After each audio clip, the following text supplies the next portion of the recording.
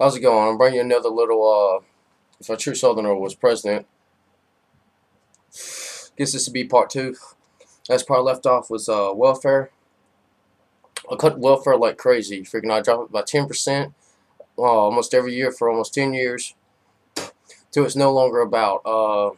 We got sometimes all the way up to 3 to 4 generations that have never worked a day, just lived off the government.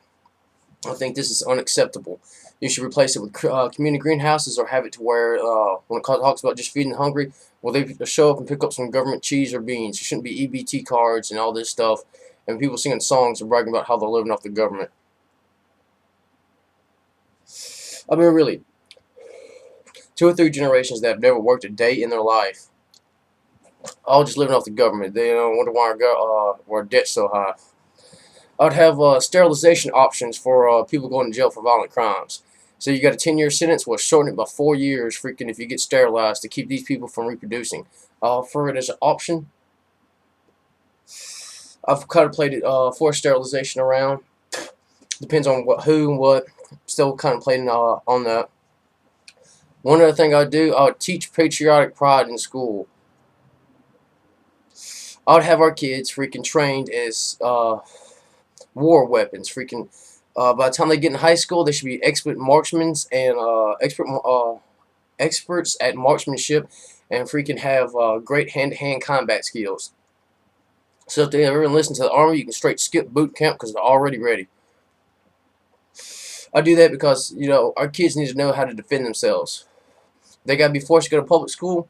They should at least learn how to defend themselves, know how to shoot, know how to disarm somebody or whatever. Not to mention, I think there's a lack of patriotic pride going around lately. Freaking, just too many people. Oh, America did this, is bad. Or no, we should glorify America. Freaking, point out how great our country is and how other countries are compared to us. I'd end minimum wage. This was a useless law that helped nobody. Anyone that thinks it does, because you looked into it deep enough. If you got like, I think black unemployment, you know, jumped after we started minimum wage law. Freaking, before, if you wanted a job, you could get a job. It may not have been the pay you wanted, but if you want a job, you got one. Freaking, and you kept your eye out for a better one. I was working construction when I was younger. Freaking, went to a work site, started working. Guy was joking around to offering me to pay me $8 an hour. I knew the average construction worker was getting 10. I just laughed. Guess what I got paid? $10 an hour. In laws that have to deal with age. There shouldn't be no age on how old you can be. Well, for example, at 18 you can die for your country, but you can't come back and enjoy a beer. You got to be 21 to enjoy a beer. In my state, Alabama, you got to be 19 to smoke a cigarette. 18 to enlist. You can go through shooting. You can shoot, I don't know how many people, see unspeakable horrors, but you can't come back and smoke a cigarette. I do all the laws dealing with age.